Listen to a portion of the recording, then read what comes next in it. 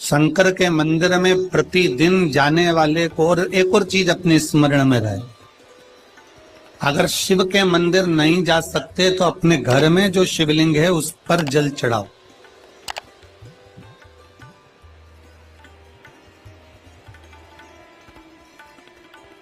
और यदि आप अपने शंकर के घर में शिवलिंग पर भी जल नहीं चढ़ा पा रहे हो तो किसी बेलपत्री का वृक्ष हो, उस वृक्ष के नीचे भी जल चढ़ा।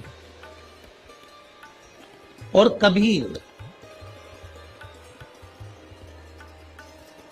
मौका मिल जाए, कभी भगवान शंकर की बड़ी करुणा हो जाए, भगवान शंकर की बड़ी उदारता हो जाए, भगवान शंकर की बड़ी कृपा हो जाए, बड़ी कृपा हो जाए, भगवान शंकर जिस दिन तुम्हारे ऊपर बड़ी कृपा कर दे, किसी सोमवार को 3 नियम बना लो। जिस दिन मेरा भोले बाबा तुम पर कृपा कर दे उस दिन सोमवार का एक नियम बना कि महीने का एक सोमवार मुझे ऐसा करना है, 3 नियम धारण करना है महीने के सोमवार को। पहला, सुबेरे जाकर शंकर भगवान को 1 लोटा जल चढ़ाना है। दूसरा, दोपहर के समय पर जाकर मुझे बेलपत्री के वृक्ष के नीचे एक चावल का दाना रखकर बेलपत्री की 7, 11, 21, 108, 51 जितनी परिक्रमा आप लगा सकते हो वो लगाना है। और तीसरा, बेलपत्री के वृक्ष के नीचे और शंकर के मंदिर के दरवाजे पर मुझे एक घी का दीपक लगाना है। बस ये 3 नियम जिसने महीने में एक बार ले लिया, समझ लो उसको पीछे हटने की जरूरत ही नहीं, वो आगे ही बढ़े। महीने के किसी एक सोमवार का ऐसा नियम बना लो कि मुझे 3 नियम धारण करना है। महीने के किसी भी एक सोमवार को, हम ये नहीं कहेंगे कि तुम सोमवार 5 पढ़ रहे हैं तो 5 को करो, 4 पढ़ रहे हैं तो 4 को करो, 3 पढ़ रहे हैं तो 3 को करो।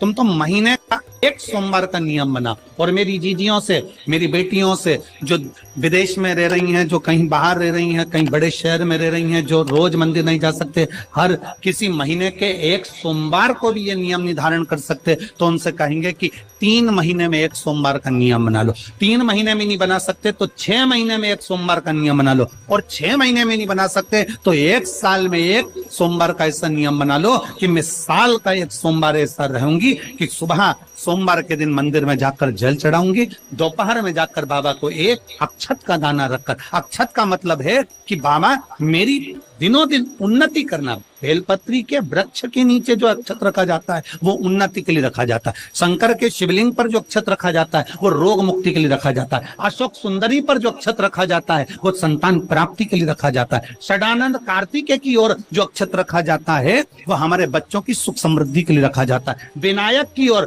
गणेश जी की ओर जो अक्षत रखा जाता है वो हमारे घर में कोई मंगल कार्य आ जाए उसके लिए रखा जाता है। और जो पीठिका होती है जिसपे शिवलिंग रखा होता है, पार्वती जी का हस्तकमल, उस पर अक्षत रखा जाता है तो नारी के अखंड सौभाग्य के लिए रखा जाता है। अक्षत रखने का भी तरीका है।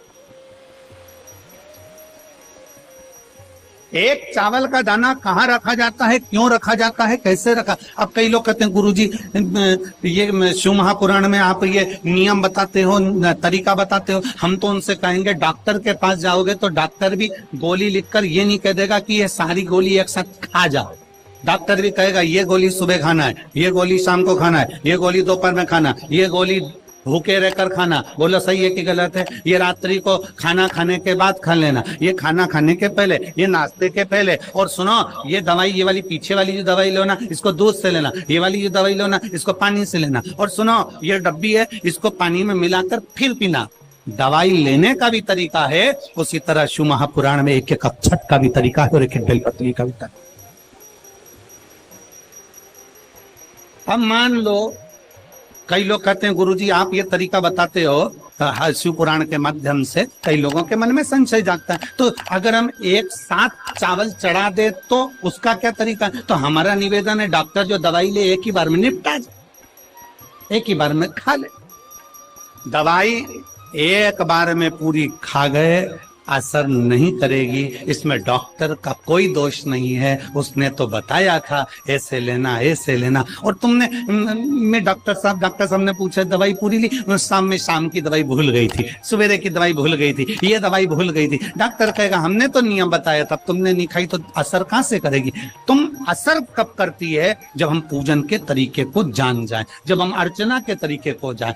आप साल भर का एक सोमवार निकाल लो, 6 महीने का एक सोमवार निकाल लो, 3 महीने का एक सोमवार निकाल लो, महीने का एक सोमवार निकाल लो, अपने से दिल में बन जाए तो एक सोमवार ऐसा निकालो जिसके 3 नियम धारण हो।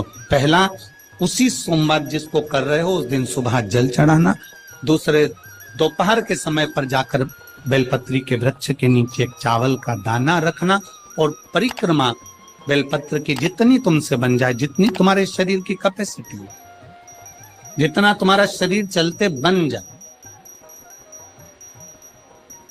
हम तो ये भी नहीं कहते कि तुम भूखे रहकर भगवान का भजन करो, हम कभी नहीं कहते। हम तो यहां तक कहते हैं, हमारे पुष्टि मार्ग में यहां तक कहा गया कि वल्लभ कुल की एकादशी करो, भले बकरी जैसे चरो पर एकादशी करो।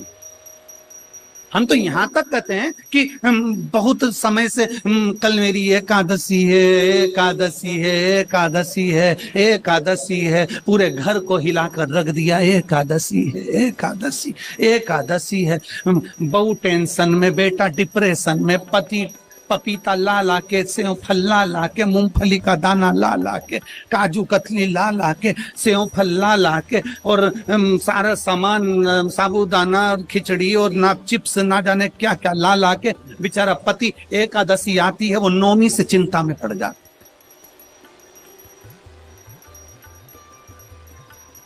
हम तो ये भी नहीं कहते कि तुम व्रत बहुत भारी करो, तुम व्रत उपास भी बहुत बहुत टेंशन वाला करो, ना ना ना।